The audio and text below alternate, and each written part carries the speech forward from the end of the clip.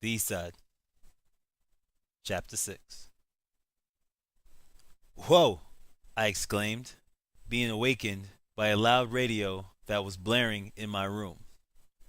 I looked around to see what all the commotion was about and found my baby sister playing with the silver knob on my stereo over by the bureau sitting in my room. She had accidentally turned on the radio to the local station where I could hear the disc jockey yelling out, "Hey, hey, hey! It's Friday morning, and I hope all y'all are ready for tonight.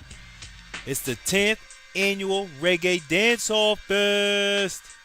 It's gonna be live. We giving away our last free tickets. So if you are the 10th caller, you will win 5 free tickets. You better not miss the party of the year with." I interrupted his speech by turning off the radio. I groaned because I had been woken up by his obnoxious and annoying voice. I picked up my little sister, Lily, to take her back into her small room and placed her in her crib. Usually, every morning my father would bring her to Pop's house because he went to work, so Pop's wife could babysit. Confused, I walked over to my dad's room to see why Lily was crawling around unattended. "Dad, are you here?" I called out, poking my head into his bedroom door. "Yeah, I'm here," he answered. "What's up? Are you off today or something?" I asked, leaning against his old wooden door. "Something like that. I have a meeting with the big bosses today, and either they are giving me a promotion or firing me. I'm not sure which one. Either way, I'm tired of being at the same position. I've been doing it way too long, and it's time I'm appreciated for it," he explained, fixing his tie that laid over a pressed white button down shirt while facing the mirror. "How sure are you that they will give you the promotion?" I asked, with my arms crossed, still leaning. 50-50, son. But in life, sometimes you have to take chances. Never be scared to be happy. You hear? Happiness is a choice. Never let fear stop you from attempting to get what you deserve," he continued, brushing his mid-length hair. "Well, good luck. I hope you get it," I said, leaving his room back to my own. "Thank you, boy. Oh, before I forget, bring the garbage outside to the trash bin. You forgot to do it last night," he chimed in as I was leaving. "Ugh, all right, I'll do it later when I get up," I said, groaning from the early wake up, walking toward my room again. "Did I say do it later?" he yelled out harshly from his room when I was halfway to mine. I groaned again and went toward the kitchen to grab the garbage bags, sitting by the sink. Once I put on my flip-flops and basketball shorts, I walked out of my apartment doors to the outside and was stopped by my neighbor Craig, sitting on the top of my stairs, smoking some marijuana rolled in white J papers. Craig was this white boy who lived in the building next door to mine. He had lived there his whole life and spoke with a strong southern accent, which made it hard to understand him sometimes, especially with all the ebonics he used. He considered himself to be 100% beast because that was all he knew. All he hung out with were black people, and even he had a black girlfriend. Most people around the neighborhood just nicknamed him that white boy. It was easy to know who because he was the only white guy that lived around here. He was leaned back comfortably on the stairs, blowing smoke into the air, wearing a white tank top, gray sweatpants, basketball sneakers, and had his hair recently cut to a short Caesar haircut. "Yo, Craig, what the hell are you doing, man?" I asked, standing over him with the garbage bags in my hand, wondering why he was in front of my apartment smoking. "Oh, Jay, What there, bruh? He asked before taking another puff from his nicely rolled J. I'm chillin'. So why are you smoking in front of my place? I questioned. Ah, bruh, I smoke here every morning, cuz. My old lady parents have been staying at my spot for the past few weeks. And they getting on my nerve, you feel me? He explained, speaking with a large slur in his voice. What? But why here? You know my dad's here, right? And he's about to walk out the door any minute, I explained to him. Oh, for real? He said, chuckling while putting out his lit weed on the side of the wet stairs, which was damped because of the recent rain. Your pops is always gone by now, man. Yeah, he's leaving late. There's his truck right over there, I said, pointing my finger toward the white pickup, which read Billy's Construction. Oh, shit. Yeah, you right, he said, surprised. You crazy, that white boy. Move for a second. I need to take these to the dumpster, I said, shaking my head, walking down the stairs onto the moist concrete as Greg followed me. Hey, Jahvon, you seen the homie Freddy? Craig asked. Nah, not since we got arrested. Why? I questioned. That punk ass bitch owe me money, cuz. He sold me some bootleg DVDs.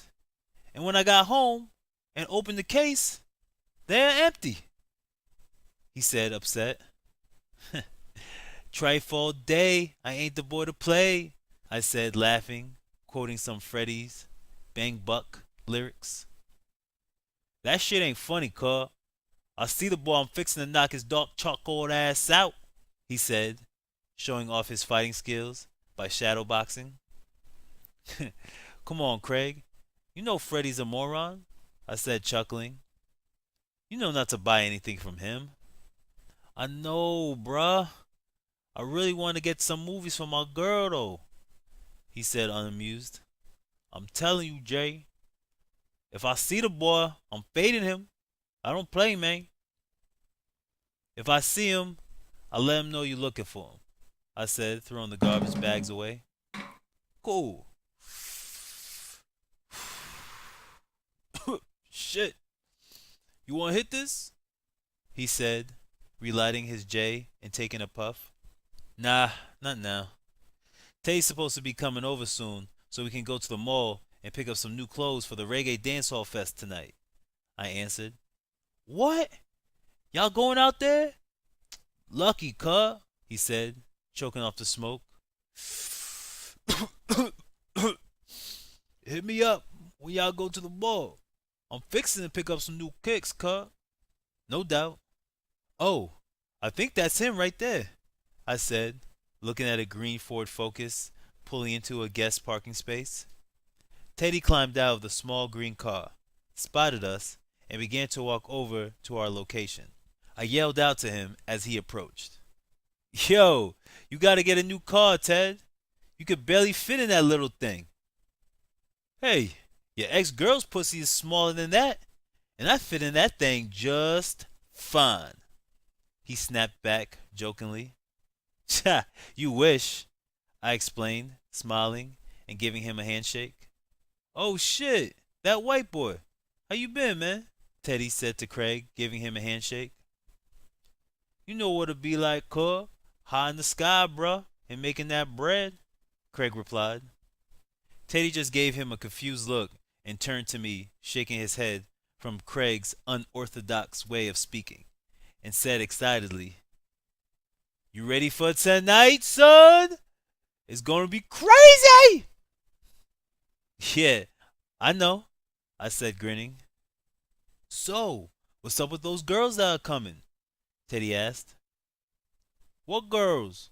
Craig inquired, curiously. Some girls from West Island High, I answered. You bringing West Island girls here? He asked, shocked. That's dangerous living, bruh. It's gonna be cool. It's just two of them, I reassured. Yeah, So how they look? If they ugly, Jay, you standing around them, not me, Teddy warned. When have you ever seen me with ugly girls? I asked, annoyed by his comment. Jackie Finale, Teddy answered quickly. She was all chubby and had bad teeth. Ugh. Are you serious? I exclaimed. That was in the third grade. She was my neighbor, and my mom made me hang out with her because she was close to her mom. Excuses, excuses, Teddy teased. Anyway, these girls look good, I promise, I reassured him. Am I still picking them up? Teddy inquired. Nah, I talked to Janelle yesterday, and she said that her friend Jasmine is going to have her brothers drop them off. We just gotta take them back home after the party, I answered. Janelle again? You've been talking to her on the phone every day this week. What's going on, Jay? Are you trying to get with this little chicana? Huh? You trying to put your tortilla in her salsa dip? He asked jokingly, nudging me on my arm with his elbow. One, she's not Mexican. And two, that is so racist, man. I said, laughing. Nah, man, she has a boyfriend. We're just friends. We get along. Yo, that white boy, what do you think?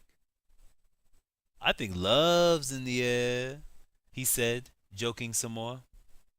I think love definitely in the air, Craig added, as they both started to sing Silk's Freak Me Baby. Can you look me up and down till you say stop? Shut up! Y'all both idiots, I stated, not amused. Y'all ready to go to the mall? Are you ready? Teddy asked back. You look like you just woke up.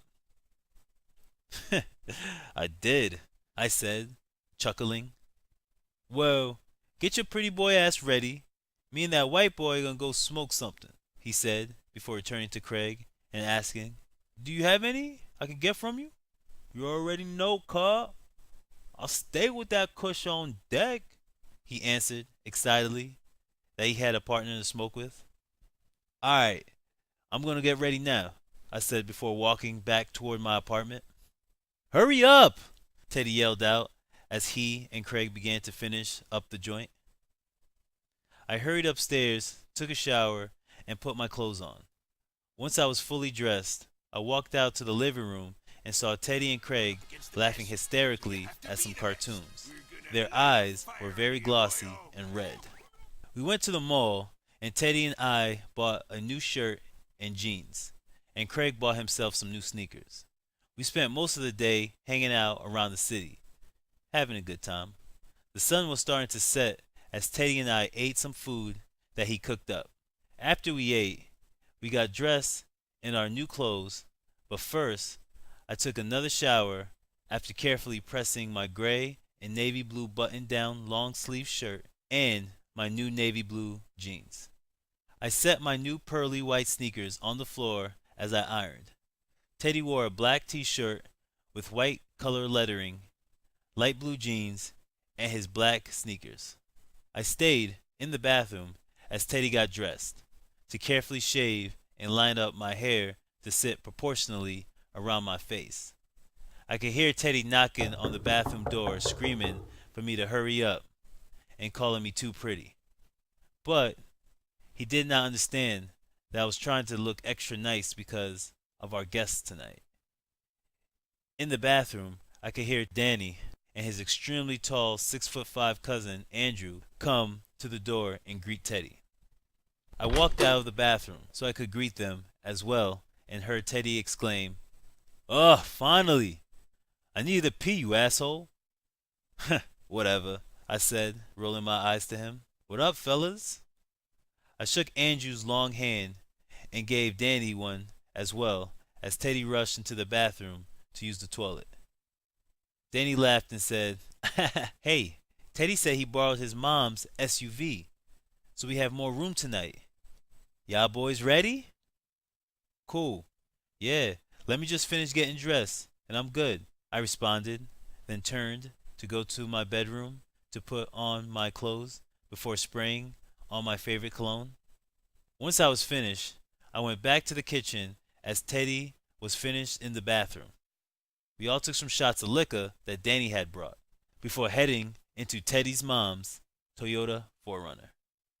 East University was about 15 minutes away from my apartment, so we rode through the city, playing our music loudly, laughing, screaming, and enjoying our time together.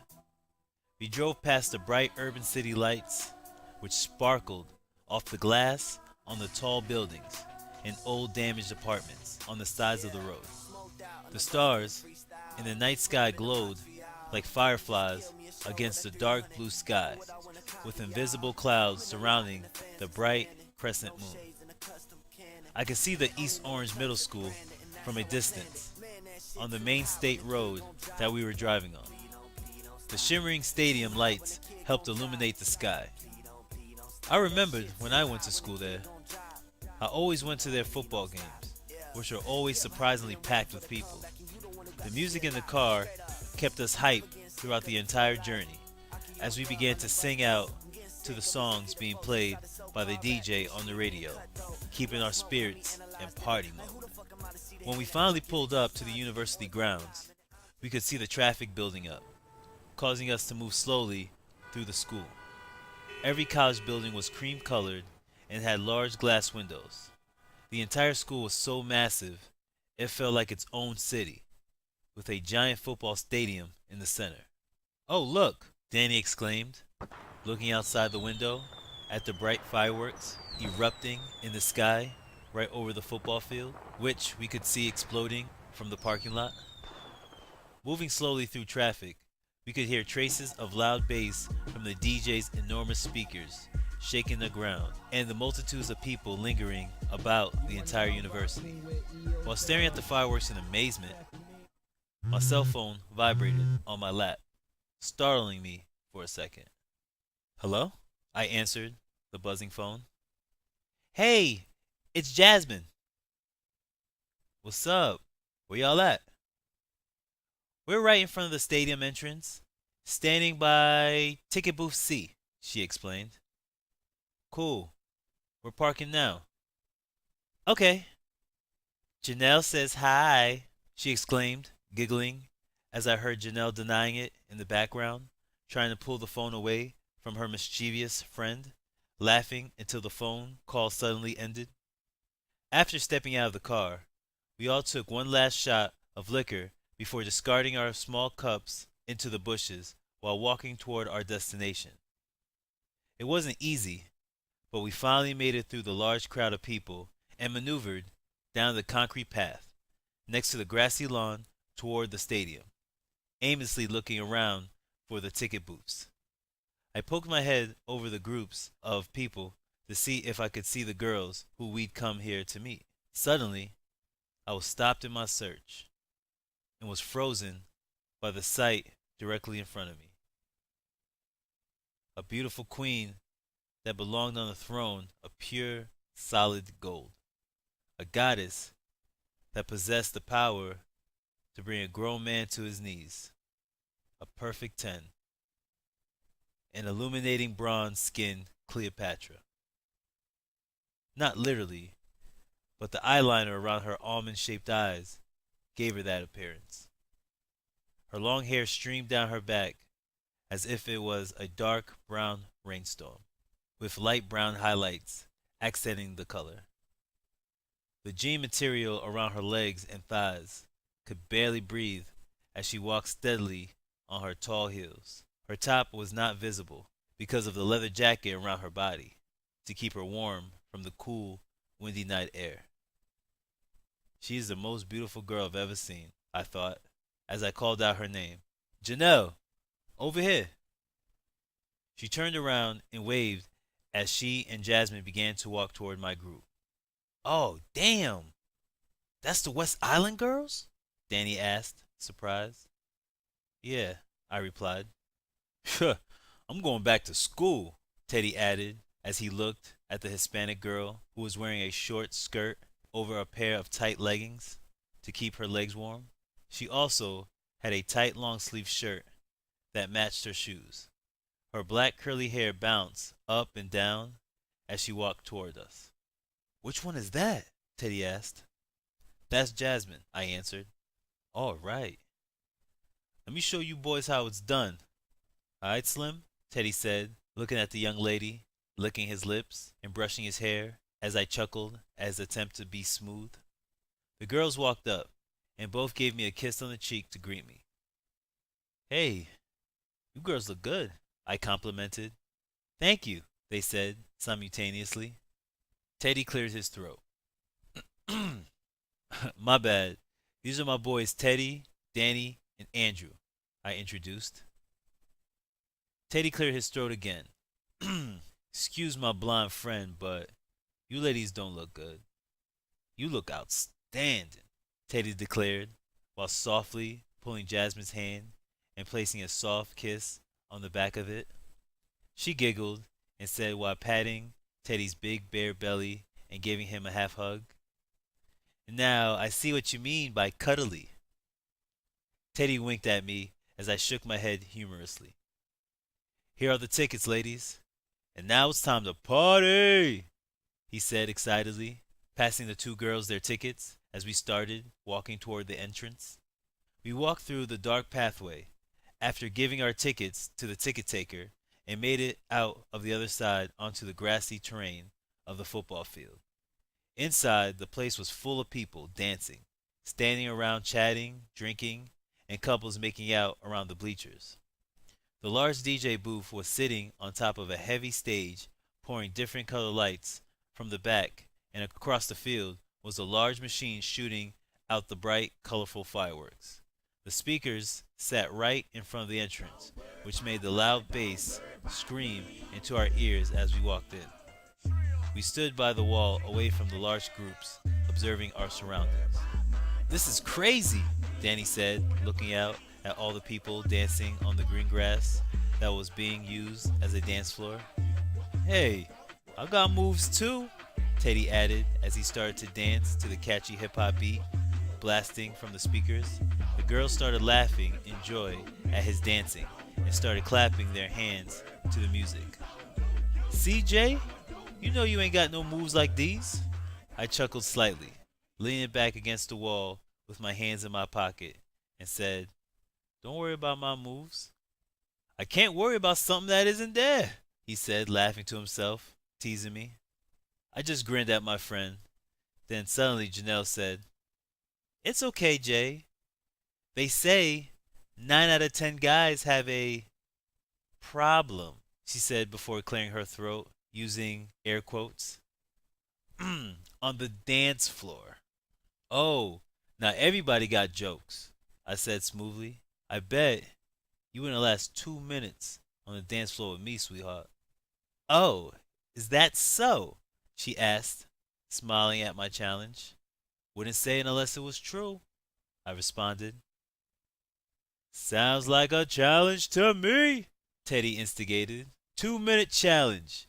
Who will win the battle of the sexes? Jahvon or Janelle? "My money's on me, so," I said confidently as Janelle looked at me with a shocked look on her face. "Okay, big boy. Put your money where your mouth is. $30 says you wouldn't last 2 minutes on the dance floor with me," she said, smiling with confidence. "Deal," I said, shaking her hand. "You have no idea what you got yourself into," Jasmine said, laughing, giving Janelle a high five. "My money's on her. Sorry." "Mine too," Teddy added. "Mine too," Danny and Andrew said simultaneously. "That's messed up," I called out, shocked at my friend's lack of confidence in me. "Yo, David, is that you?" Teddy asked a light-skinned male with almond-shaped eyes and a large nappy afro, walking past our group. He wore a laminated badge hanging from a string around his neck. He automatically recognized Teddy and gave him a handshake. "What are you doing here?" "Oh, I'm a promoter for this thing. I interned for the radio station," the 6-foot male responded. "Oh, nice. Teddy said excitedly, and then introduced us to his mystery friend. Hey guys, this is David, my boy from way back. And this is my people, Jahvon, Danny, Andrew, and these two fine ladies are Janelle and Jasmine. Hi, he said, shaking our hand. Hey, Teddy, I gotta go backstage and move some boxes for the DJ. Do y'all wanna come with me? I should slap you for asking me a dumbass question like that. Hell yeah, we wanna go backstage, Teddy said, slapping his buddy on the back, joking with him. David laughed back and said, Ha, come on, follow me. We followed him through the large crowd of people to the bottom of the stage on the left side. He led us around a steel gate which was guarded by two large bouncers with dreadlocks and dark chocolate skin. David lifted his badge up to one of their faces to show them that he had access, as the bouncers nodded their heads and opened the gate leading to the back of the stage. Once we got back there, in the lounge area, we saw several reggae artists, DJs, and radio personnel either relaxing on the velvet couches, drinking, or running around doing work. Hey, y'all can relax back here on the couch, and there's food and drinks on the table. I gotta go run and find these boxes. But y'all have fun, alright? Teddy, always a pleasure, David said while giving Teddy a farewell handshake and waving goodbye to the rest of us. This is sick, Andrew said, looking around at the mayhem backstage. We walked over to the velvet couch and sat next to three Jamaican men. Each was holding an instrument. They were sitting back relaxing. One was smoking marijuana in a cigar, while one was pouring liquor into a red cup, and the other was just playing his guitar. Wagwan mute, one of the men said with a strong Jamaican accent. We just chillin', man, Danny responded. That is cool, man, he said, taking another puff from his long, thick marijuana-filled blunt. Do y'all drink? Me see y'all guys' cups are dry, the Jamaican with the bottle said while pouring more into his cup. Danny, Andrew, and Teddy each nodded while grabbing a cup and letting the man pour some light brown liquor into it. Do y'all guys want some too? He asked while pouring the cups for the men. Sure, Jasmine said without hesitation. Wait, called out the Jamaican man, pouring the drinks into our plastic cups. Y'all over the age of 21, right? Y'all don't want old Marcus to get into trouble now. Yeah, Danny and Andrew said, lying at the same time. Okay then, the man said, while continuing to fill up our cups. Do you want some, Joe? I asked. No, we really shouldn't, she said, waving her hands at the cup to indicate that she didn't want it. Come on, Yaya, Jasmine pleaded. Yeah, come on, Yaya, Teddy added jokingly. No, I'm not a drinker, Janelle said, fighting the peer pressure. It's cool. Don't force her. There's no drinking at the palace. And princesses are usually lightweights, I said, teasing her. She looked at me with her mouth open, irritated by my comments, as she took it as me challenging her. See, you don't even know. Hand me that cup, she said, reaching for her cup as we all cheered. We did not drink to get drunk, but we sure got a nice buzz. Everyone was smiling, laughing, joking, and enjoying the time backstage, when all of a sudden Jasmine asked, Where's Teddy? We all looked around the backstage area at each other. We were confused about our friend's whereabouts. We all got out of our seats and started searching around the small space until I spotted Teddy's black sneakers through a space on the bottom of the long maroon-colored curtain separating the stage from the back. Oh shit! Teddy's on stage! I screamed out. Everyone questioned me on my observation as I ran to the space in the curtain and opened it slightly to look through. I saw the DJ on his turntables playing some music behind a group of men on stage dancing to the smooth reggae playing on the speakers. They were all pretty good, but, of course, Teddy's wide body stood out among the rest. I could hear the crowd cheering for the lovable heavy-set dancer, with a foam cup of liquor in his hand. The DJ started hyping up the crowd by spinning the records while yelling into his microphone. Big ups to that big bear on stage. Any of y'all fine gals want to come up on stage and wind y'all hips with him? Teddy, Jasmine called out over the cheers of the crowd. Teddy turned around with a huge smile and ran over to the curtain that our group was standing behind. Yo, man, I'm so fucked up, he said in a funny way while his eyelids were half open. You're so crazy, dog, I said, slapping his hand in admiration. I know. Hey, come here, he said as he grabbed Jasmine's hand and pulled it on stage with him. The crowd cheered as the Jamaican DJ spoke into the microphone again. Yes, gal, show him what you got. She looked at Teddy, shocked and surprised, while trying to pull away from his tight grip on her wrist.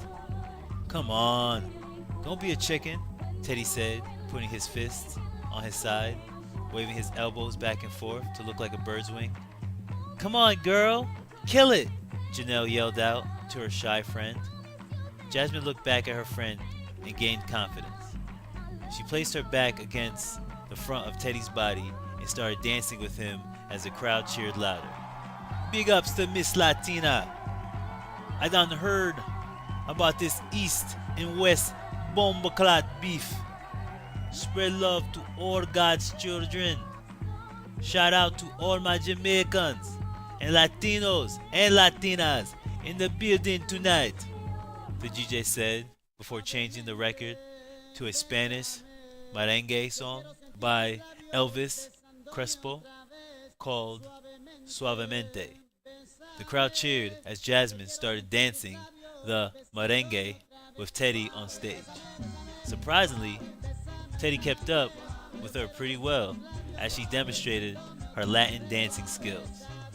She's pretty good, I said, still looking behind the dark curtain. That's how I met her. We both went to dance school when we were little girls, Janelle added.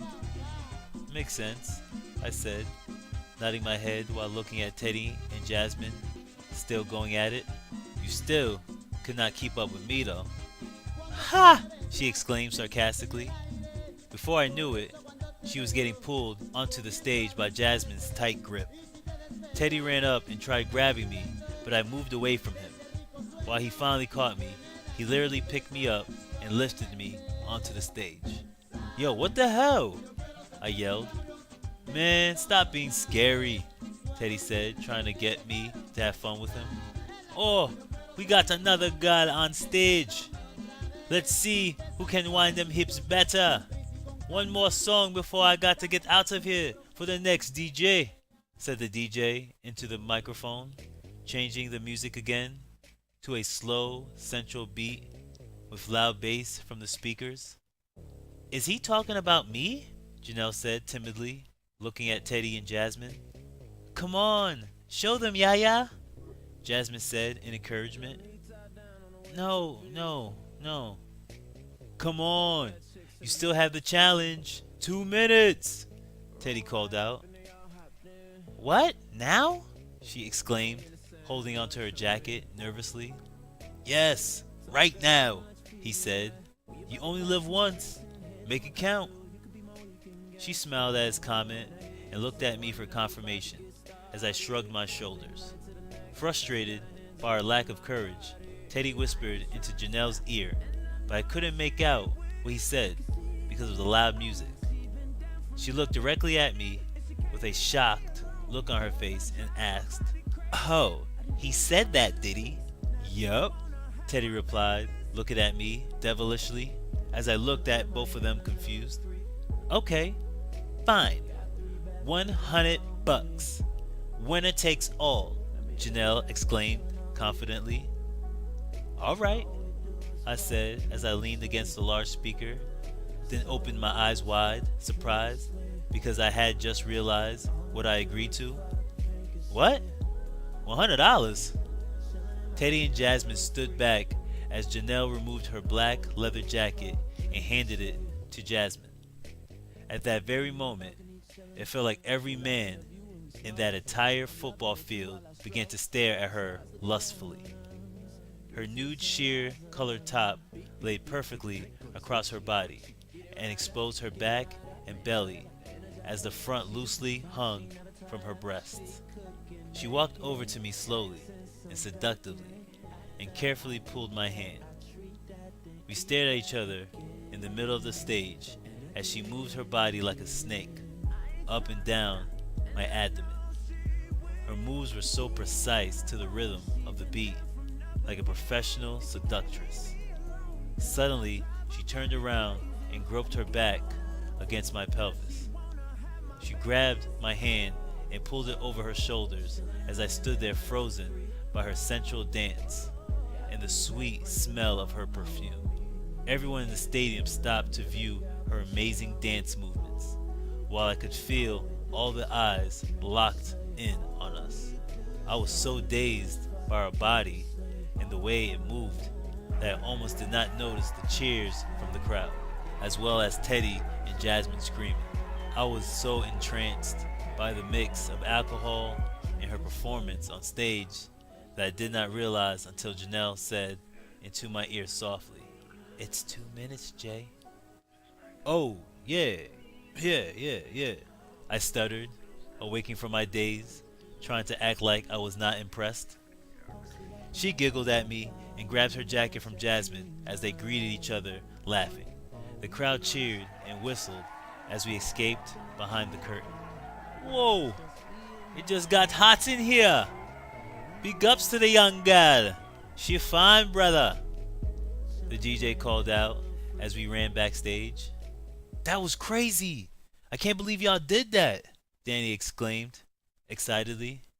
"And damn, girl, you got moves. I mean, you both have moves, but you got moves." Andrew nodded his head in agreement as the girls giggled at each other while Teddy placed his hands on my shoulder from behind and whispered in my ear, "You're welcome." Then he walked away with a smile on his face. Janelle started to push her thumb against her nose playfully to resemble a thug while crossing her arms. "So what's up, son? Where's my money, bitch?" she called out to me jokingly with a big smile as the group started laughing out. "She got you, Jay. It looks like you couldn't handle her for 2 minutes," Jasmine exclaimed. "Whatever. She went to school for this stuff. She's a professional," I said, defending myself. "I started going to regular public school in the 6th grade," she said, raising her eyebrows. "See? A trained professional," I snapped back as she started laughing. "Let's get out of here and chill by the crowd," Teddy suggested, winking at me and patting me on my back. "Cool, let's go," Andrew seconded. We started walking out of the gigantic tent and proceeded down the walkway toward the gate that separated the back of the stage from the rest of the field. Janelle began to stumble a bit because of her heels, walking on the soft grass. "Are you drunk?" I asked as she leaned against me for support. "Shh! Don't tell my dad," she said, putting her first finger against her lips and then giggling. "You don't drink often, do you?" I asked her, continuing to use my body to prevent her from falling. "No, I'm always too busy to drink," she said, annoyed by the thought. Then she continued her drunken rants and giggling. "Oh my gosh.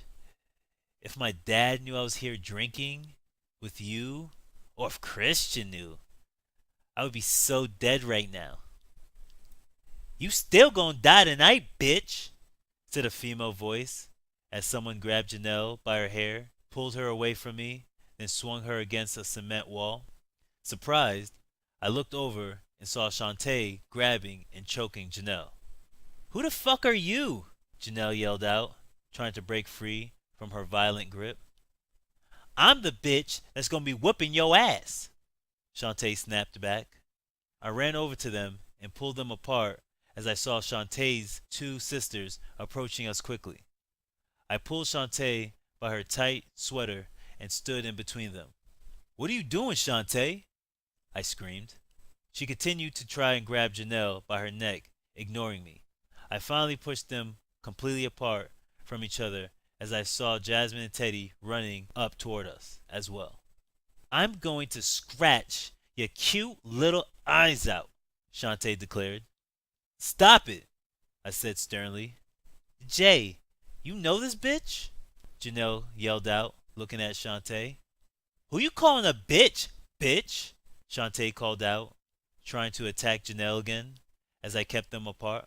Yes, and Shantae, relax. What do you want? I asked, out of breath. I want to know why this mommy is on stage dancing with my man, Shantae answered, waving her finger at Janelle. Your man? Janelle and I asked simultaneously. Yes, my man. Not yours, mine. Don't you know you're on the wrong side of town, Trick? This is the east side. No mommies allowed, Shantae ranted. I was invited, Janelle said, fixing herself up. I don't care, Shantae snapped back. Okay, okay, I raised my voice. First of all, I am not your man. And second, Janelle has a boyfriend. You're acting crazy right now, Shantae. Well, she still doesn't belong here, tourist, Shantae snapped. Jahvon, we need to talk. If we talk, will you go away and leave Janelle alone? I asked seriously. You know you don't want me to go anywhere, baby, she said in a flirtatious tone, grabbing onto my shirt as Janelle continued to give her an ugly look. I rolled my eyes and turned to Janelle and said, Yo, I'm sorry. I have to handle this. Janelle nodded her head and turned to Teddy and Jasmine. Teddy, take them out of here. I'll catch up with y'all in a minute. You sure, big dog? Teddy asked, concerned. I nodded at him yes, grabbed Shantae by her sweater, and walked over to find a quiet corner to talk, as I heard Teddy and Shantae's sisters bickering in the background.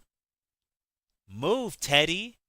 Let us talk to the mommies, said one of Shantae's twin sisters, with an attitude, trying to move around Teddy's large body. You need to talk to the person that did y'all messed up weaves, said Teddy, from a distance, as Shantae and I walked away. We ended up on the outside of the school cafeteria. We sat down on one of the benches. So, what do you want, Shantae? I asked with my arms crossed. I'm sorry about all that, baby.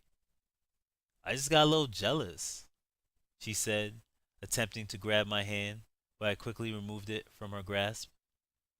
There's nothing to be jealous of, I said, upset, not looking in her direction. When did you get so mean? You used to be such a sweetheart, she said, trying to look innocent, but then tried getting closer to me with a slight moan. But I do like this rough side of you, though. I quickly jumped off my seat to face her. Stop it! I told you we're through, I declared, sternly. She jumped off her seat as well. Why? Because of that Spanish slut you were dancing with on stage? She ain't gonna be looking so pretty after me and my sisters get done with her. What? No! Are you slow? I told you this has nothing to do with her, I said, upset, as I started to stare at the gold crucifix around her neck again. This is about you and how you played me for someone else. I gave you 5 years, Shantae, of being loyal, truthful, and loving. When your sisters had to go to the hospital, who drove her, Shantae? When your moms needed help with the credit card debt, who paid for it, Shantae? When you and your dad got into that fight, who gave you a shoulder to cry on, Shantae? You did. Yes, I did. And I love you for that, baby, she said, grabbing my hand again. Aaron was just a phase. I just got tempted to try something a little different. I never meant to hurt you. It was one time, and I broke up with you before I ever cheated on you. Oh, really? Who gave you the necklace, Shantae? I asked in a serious voice. What? Gold necklace. The crucifix around your neck. Who gave it to you? Oh, this? She asked, touching the thin gold medallion lying across her breast. Aaron gave it to me before we broke up, but I thought, hey, he gave it to me, might as well keep it, right? Right, I said before looking down at my feet. I knew where you got the necklace already, Shantae. I actually remember it very well. I was in your room looking for my keys that night we went out for your birthday. When I took you to that nice restaurant you liked? Luigi's? Yes. I saw a bag by your bed that read Happy Birthday.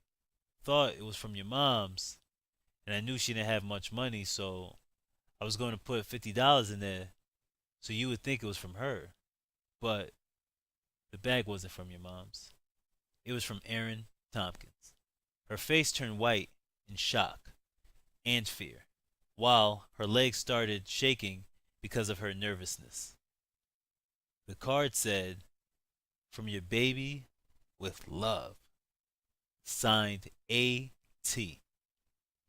I looked in the bag and saw a box that had already been opened, and that gold necklace was in there. And on the back of the crucifix, it had the same initials, A.T. I explained. Baby, wait. We didn't even break up until 5 months from that day. So you telling me that you and Aaron were just study buddies before that? We were just friends. He just wanted to get with me and he did get with you. You're a terrible liar, Shantae, I interrupted. Baby, I'm sorry, but the only reason I stayed with you after that is because I didn't believe it. I thought you would never do me like that. I thought you loved me. I interrupted again. I do love you, Jay. Well, I don't love you, I said sternly as she looked back at me with sadness in her eyes. Not anymore. Listen to me. I don't want to see you or hear from you again. I want you to leave me alone. It's over. But it's over. Fine. Whatever, she muttered, looking toward the ground. Goodbye, Shantae, I said, turning my back to her, getting ready to walk away. Can I just say one thing? She asked, picking her head up quickly. Go ahead, I said, still facing the opposite direction. I thank you for all the nice things you've done for me. I didn't appreciate it then, but I do now. I was dumb and immature, and she took a slight pause. I'm really sorry, Jay.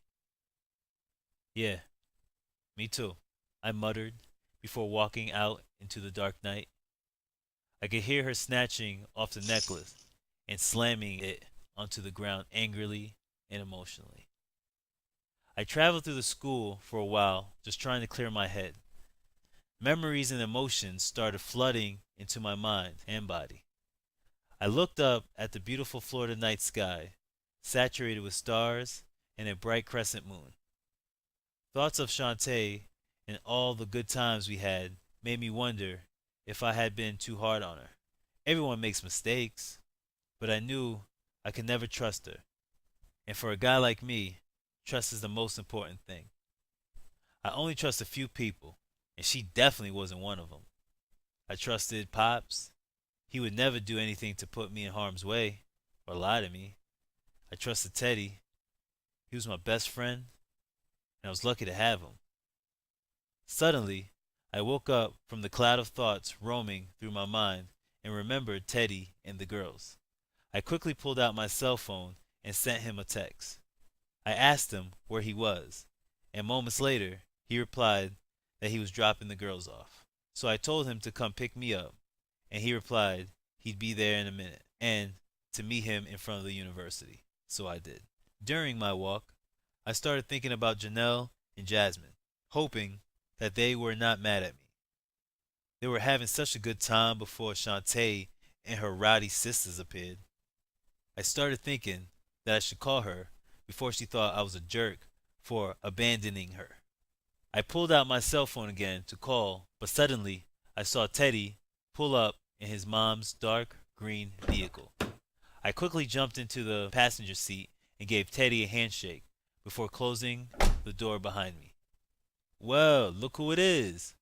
Mr. TV drama himself. You and Shantae need your own sitcom, I swear, Teddy declared, smiling and driving off. Yeah, I said, feeling depressed. What's wrong with you? Is Frown Man back in town? Let's put a smile back on that face, he said, trying to tickle me and drive at the same time, knowing I was very ticklish. Come on, man, stop, I said seriously, moving his hand away. Man, don't tell me you're all bent out of shape over this girl Shantae. Come on, man. She's old news. You even said it yourself. She played you for some future professional basketball player who's probably gonna end up riding the bench most of his career. He's 6'6", barely dunks, and can't shoot free throws. How can anybody not be able to shoot free throws? They're free. The bum up the street can afford those, Teddy ranted, which made me smile. Seriously, you're better off without her. I think Janelle's a better catch anyway, player, so don't be down about it.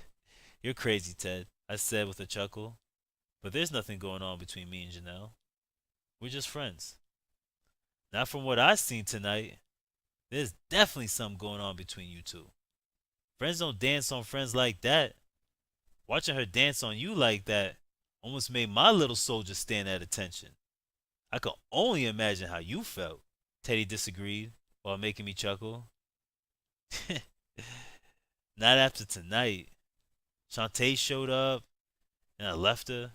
She must think I'm a dick for that, I said, looking outside the passenger window. Well, you are a dick, Teddy said, smiling as I turned to give him a dirty look. But it's all good, Jay. You know I got you. I explained everything to her. And she says she understands. Really? Yeah. I told her that you wanted to finish it once and for all, and it might take a while since y'all have history. Cool. Thanks, Ted. For show. Oh, and you owe me $20. What? For picking you back up and dropping the girls off. Gas ain't cheap, player. Whatever, I said, pulling out a $20 bill and handing it to him. Thank you. Were the girls pissed when you dropped them off? I asked, concerned. Nah, those girls are cool, man. I'm glad you brought them. I'm gonna go try and smash your girl's friend Jasmine, though. She's sexy? Yeah, but Janelle ain't my girl. She has a man, I explained again. Yeah, but she don't even like him, Teddy answered quickly. What? How do you know that? I turned to look at him. Because when you left, I decided it was not safe for the girls, so we walked back to the car. But Danny and his cousin want to stay, so it was just me and the two girls for the rest of the night. For some reason, girls love talking to me. Something about me being a good listener. I don't remember. I wasn't really listening, Teddy explained. Oh, how would Danny and Andrew get back? I asked. They said that they were going to take a taxi. Oh, okay. Don't worry about it, Jay. You're in good hands with the teddy bear man around, Teddy said, grinning as we pulled into the parking lot of my apartment complex.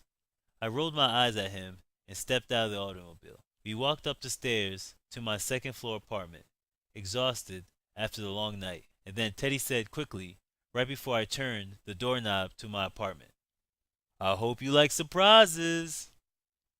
What? I said, looking back at him and walking into the apartment at the same time. I saw Janelle and Jasmine in the kitchen listening to music from the stereo in my room. Each was holding a beer bottle in her hand. I looked at both girls with a surprised look on my face as Janelle ran up to me and gave me a big hug. Jahvon! Janelle greeted. Wow, Teddy told me he dropped y'all home already. Yeah, we told him not to tell you that we stayed. So it'd be a surprise. Surprise! Jasmine explained. Yeah, and we're really drunk, Janelle added, laughing, slightly spilling her beer on the floor, barely balancing herself. I turned to Teddy, laughing. So, you bought them beer? Hey, ain't a party without our friends Al and Cahal, Teddy replied jokingly. Look what we found, Jay, Janelle said, grabbing a picture frame from the kitchen table and placing it close to my face so I could see. It was a picture of me when I was 3 years old. Yeah, my baby picture, I said, smiling. Yeah, you're so cute, Jasmine stated. Yeah, what happened? Janelle said jokingly in a drunken slur, swaying back and forth. Oh, okay, let's sit you down, princess. I think you might have had one too many, I suggested, helping her down into one of the chairs around the table. Hey, I'm cute too, Teddy said, trying to gain attention from Jasmine. Yes, you are, she agreed. You're like a giant teddy bear. I could just lie on top of you in my bed all night. Hey, that could be easily arranged, Teddy said jokingly while winking at her. Oh, Janelle blurted. Get a room. I'm sorry. I don't speak drunk, Teddy snapped back as Janelle gave him the middle finger. Suddenly, my dad walked in, holding Lily in his arms, astonished by all the commotion going on in his home, but smiling as if he was glad to have company. Lily reached over to me with her arms stretched out, so my father placed her in my arms. Hey, Dad, this is Janelle and Jasmine. Ladies, this is my dad, I said, rocking Lily back and forth.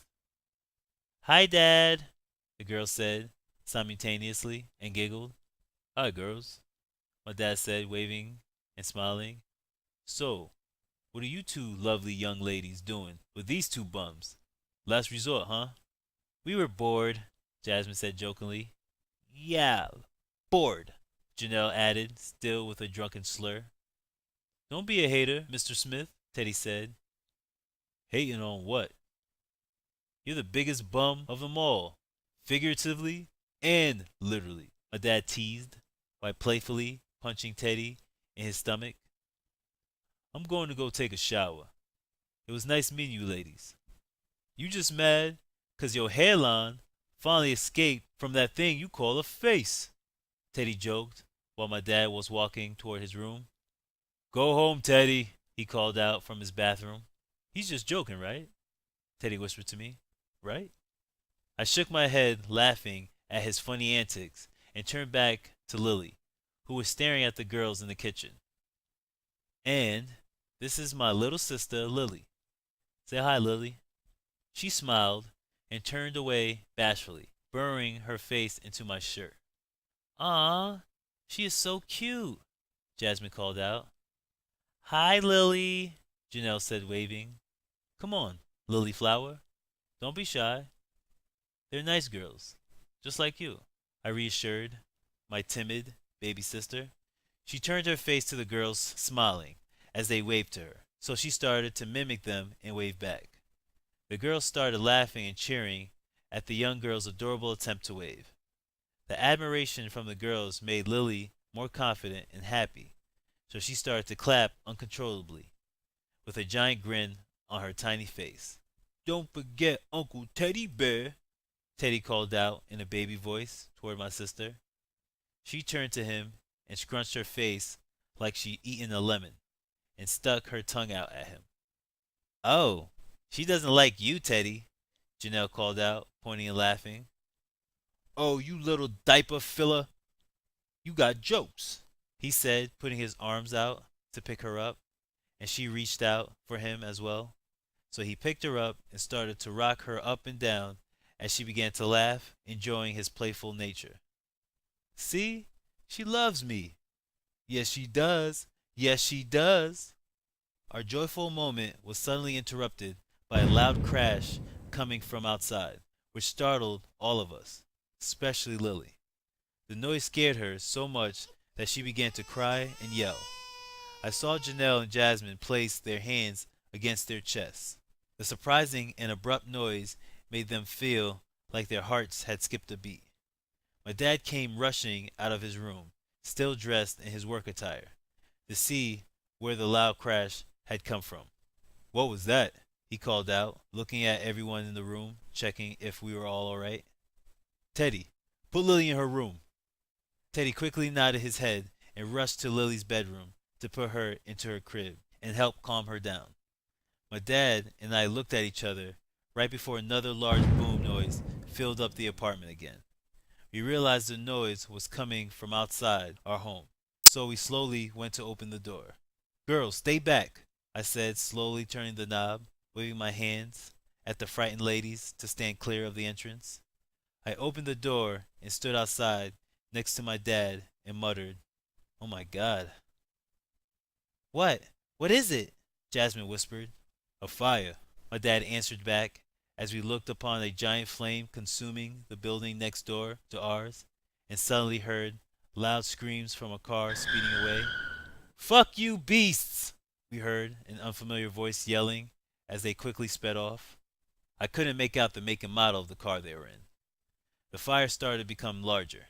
Concerned, my father pushed me back inside and locked the door. The girls stood there with their mouths open and their faces covered with shock as I saw Teddy run back into the kitchen. "What happened?"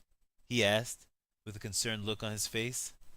"Everyone get down!" my father yelled, turning off the lights in the kitchen, kneeling down to the floor. "Get away from the windows!" We all dropped down to the floor, just in case another attack came. We all knelt down for a few minutes until we were sure that it was safe to do otherwise.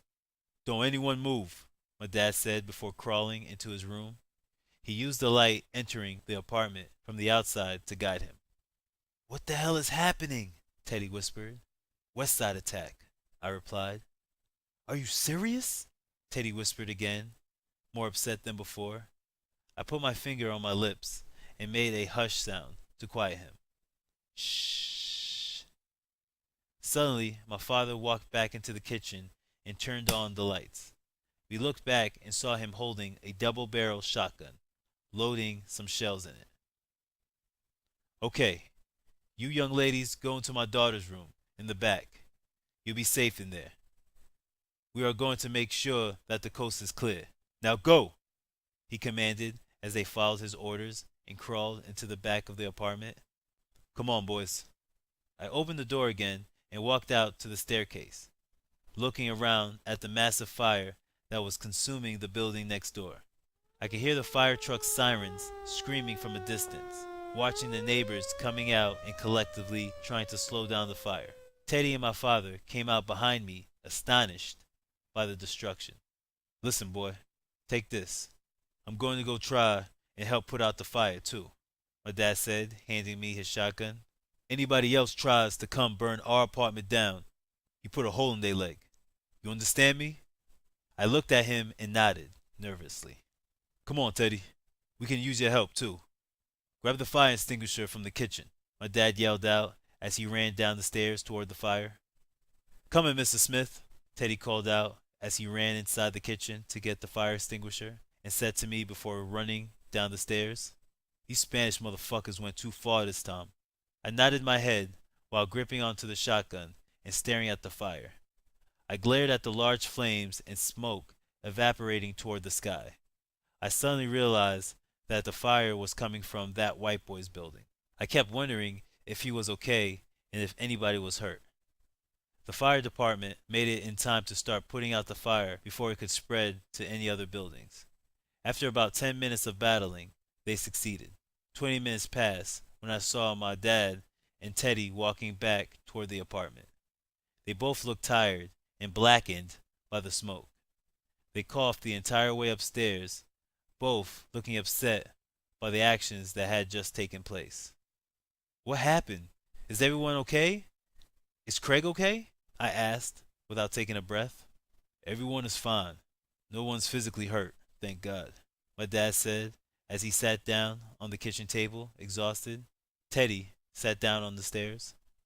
The girls crept back into the kitchen slowly to peek their heads into the bright tan room. Is everything okay?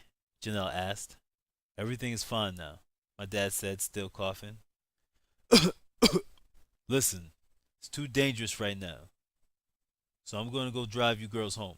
Jahvon, Teddy, get ready. You two are coming too. I nodded in agreement. I gave the shotgun back to my father and went into Lily's room to go get her as Janelle followed me, and Jasmine went outside to talk to Teddy. I walked into the room and found Lily sleeping on her back in the crib. You got her to stop crying? I asked, surprised. Yeah, I just sang to her, Janelle said proudly. Remind me to get your CD one day, I said, whispering so I wouldn't wake my little sister. Are you okay? She asked, concerned. Yeah, first time my dad ever let me hold his gun, I said, half grinning, looking down at her shivering hands. Are you okay? Your hands are shaking. Yeah, I'm okay, she said as I placed her hands in between mine to stop them from shaking. We stared at each other for a moment until, Jahvon, let's go! I heard my dad call out from the kitchen. I released her hands as she quickly put them into the side pockets of her leather jacket. I picked up Lily while she remained asleep and walked out of the room with Janelle after turning off the bedroom lights. We walked down the stairs as my dad began to lock up everything.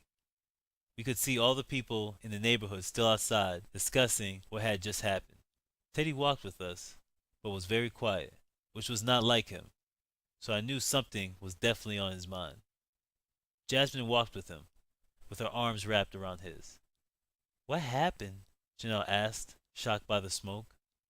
Some guys from the westside came and threw bottles at the apartment building over there. They had alcohol and gasoline in them, stuffed with some cloths that were lit on fire, Teddy answered, very seriously. Janelle did not say anything, just looked down, ashamed and disappointed that somebody from her side of town would be part of such a terrible act.